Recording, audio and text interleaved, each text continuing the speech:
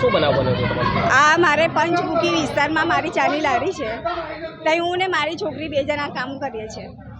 આ અફઝલ ગાંડો આજે કેટલા દિવસથી હેરાન કરતો હતો અમને, તો અમે પોલીસ સ્ટેશનમાં એને અરજી લખાવી. પોલીસવાળા અમારી અરજી લેતા નહોતા અને છતાંય મેં પોલીસવાળાને એવું કીધું કે મેં તમારું રેકોર્ડિંગ કરી લીધેલું છે, તમારે ના લખવી હોય તો વાંધો નહીં. પછી એ પોલીસવાળા કે બીજી બેનને એવું કહે છે કે અમને આપણું રેકોર્ડિંગ કરેલું છે, એ બેનને અંદર બોલાવો કે. મેં કીધું અંદર આવું ખરીને મોબાઈલ બી આપીશ, પણ પહેલાં તમે મારી અરજી લખો. તો એમને પછી અરજી લખીને પછી મેં એમને મોબાઈલ આપ્યો કે જો મેં નથી કર્યું, પણ તમે અરજી નથી લખીને એ કારણે આવું થયું છે. એના બીજા દિવસે બી એ અફઝલ ગાંડો રાતે 2 વાગે જે બનાવ બન્યો એ દિવસે રાતે 2 વાગે પંચમુખી ઉડામાં આવ્યો હતો. એના ત્રીજા દિવસે એ કિસ્મત ચોકડી રાતે 12 વાગે આવ્યો હતો. એટલે એ આટલા ટેલમાં રખડ્યા કરે છે. હવે અમારી નાની છોકરી બી છે, એના બી અડપલા કરે છે. અમે પોલીસની સપોર્ટ હું કરવા માંગીએ છીએ કે અમારી સુરક્ષા માટે. તો પોલીસ વાળા એવું કહે છે કે એ આવે ને તારે તમે અમને ફોન કરો એવું. તો હવે એ અમારે ફોન કરતા સુધી તો એ ભાગી જાય, કેમ કે આજે 4 દિવસથી અમે એને પકડીને લાયા છે તો પોલીસના હાથમાંથી જતો રહ્યો છે. એટલે એનો મતલબ તો એવું થયું ને કે પોલીસ વાળાએ બગાડી દીધો છે. હે અને પાછા કહે છે કે હવે પકડીને લઈશું. અમે 4 દિવસથી તમે લોકોએ કશું કર્યું નહીં. 4 દિવસથી તમે લોકોએ કશું કર્યું નહીં ને ભાગી ગયો એ. હવે તમે અડધી રાતે એને પકડવા જાવશો. હે આજની તારીખમાં એને પકડીને લાવો. જો કશું બી થશે ને તો આખું પોલીસ સ્ટેશન હલાઈ નાખીશ મેં. આખું પોલીસ સ્ટેશન હલાઈ નાખીશ મેં.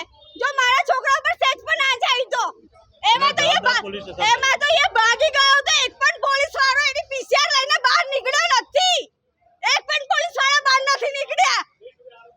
હા, એક પણ પોલીસ વાળા બહાર નથી નીકળ્યા કે કોઈ કશી ચર્ચા નહીં. અમને તો જાણવા જ નથી દેતા કે આરોપી ભાગી ગયો.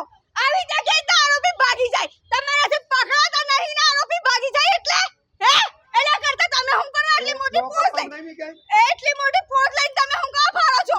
તો ઉડે અમારી સુરક્ષાનો જિમ્મો અમારી પર આપી દો ને. પછી કોઈને બી મારી ના આવીએ તો પછી કહેતા ના હા કે તમે આ કામ ગુનો કર્યો. જ્યારે ગુનો કરનાર તમારી હાથમાંથી ભાગી જાય છે તો અમારે જીવાનું તમે શું કરી લેવાના છે? હે આ તો મારી છોકરી નહીં, કાલુડી તો કોઈ બીજી છોકરી છે. હવે આ છટકી ગયા છે. પોલીસ વાળા કશું કરતા નહીં. એ કહે છે કે પકડી લાવશે. કારે પકડી લાવશે એ? હે કારે પકડી લાવશે એ? પહેલા મને એમનો ન્યાય જોઈએ. એ કરતી આખો ન્યાય જોઈએ મારે એમનો. કેમ કે કોઈ પોલીસ કર્મચારી કામ કરતું નથી અહીંયા આગળ. આ હમણાંની વાત નથી, કેટલી વખતની વાત છે.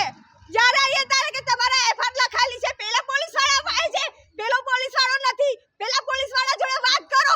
એવી રીતે એમની લેડીઝ જોડે વાત કરવાની રીત છે. તો શું અમે ખાલી તમારી સુરક્ષા માટે એવું કરો કે અમે તમારી સુરક્ષા કરીએ? હું લેડીઝ થઈને પોલીસની સુરક્ષા કરું? આપી તો મને રિવોલ્વર હમણાં જો હું બધાની સુરક્ષા ના કરવા ઊભી થઈ જાઉં તો તમારામાં કાયદા જ નથી ને. અને તમે અમને કાયદા બતાવો છો.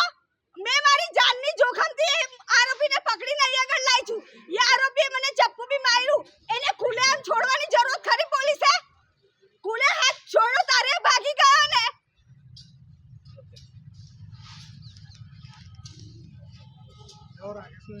તાર હતો અને શું બનાવ બન્યો? પંચમુખી ઉડાના મકાનની સામે અમારે લારી છે ચાની.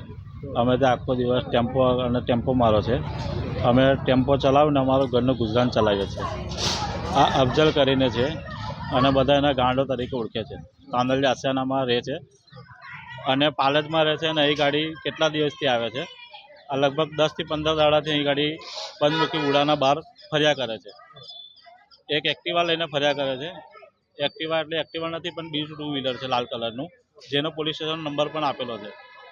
21 તારીખે અરજી કરેલી છે. મારા ઘરે દરવાજો ખખડાઈને ગતો રહ્યો. પછી અહીં અરજી લખી તો સાહેબ અરજી નહોતા લેતા. પછી એવું કીધું કે રેકોર્ડિંગ કર્યું, ખાલી એમ કીધું. ત્યારે અરજી લખી છે. એના બીજા દિવસ પણ આવ્યો, મારી એક્ટિવા જોઈને ભાગી ગયો. ત્રીજા દિવસે આવ્યો, તમે કાલે બી પીસીઆર બોલાવી તો કાલે બી કશું લખ્યું ના. અને પછી આજે સવારે અમે એને દેખ્યો અને અમે એને પકડીને લાવ્યા તો પોલીસ સ્ટેશનમાંથી આરોપી ફરાર થઈ ગયો છે.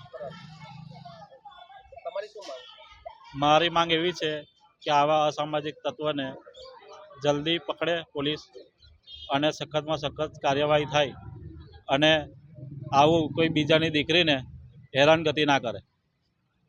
પોલીસ સ્ટેશનની અંદર છે તો પણ આરોપી ભાગી ગયો છે કેટલું યોગ્ય છે આ તો બહુ જ દુઃખની વાત છે. આ પોલીસને શરમજનકની વાત છે કે જ્યારે પોલીસ સ્ટેશનમાંથી ભાગી જાય. અમે જેને પકડી નહીં લાવ્યા છે ભાયલી રોડથી, અમે એને માર્યો પણ એને પકડી પણ લાવ્યા. અને હમણાં ચપ્પુ બી મારેલું છે, મને બી મારેલું છે અહીં, અને એ બી મારેલું છે, તમે જોઈ શકો છો. અને મારી સાસુને પણ અહીં ગાડી વાગેલું છે, હાથમાં વાગેલું છે અંગૂઠા પર. અને અમે એને લઈને અહીં ગાડી આવ્યા છે અને ત્યાંથી ભાગી ગયો છે. રાકેશ ભટ્ટ.